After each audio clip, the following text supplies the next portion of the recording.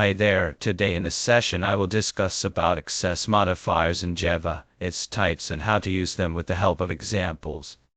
In Java, access modifiers are used to set the accessibility of classes, interfaces, variables, methods, constructors, data, members and the setter methods.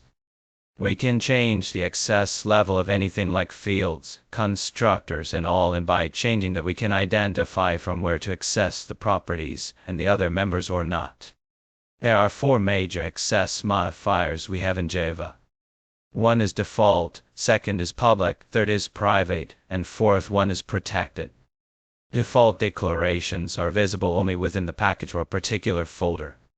Private is only accessible within the class. Protected is to be used in the case of inheritance within the subclasses. But public has a widest scope and is accessible from everywhere, whether it's from a class outside the class, from the parent or child class within the package or outside the package. This is how you can identify public, protected, no modifier, that is the default one, and the private, all are accessible within the classes.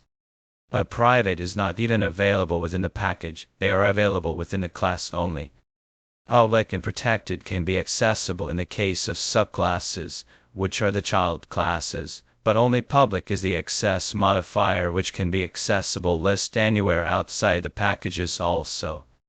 So that's how access modifier defines the scope to access the data.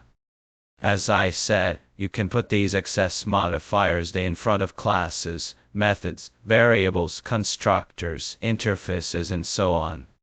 Stay tuned to learn more about access modifiers practically. See you in the next session.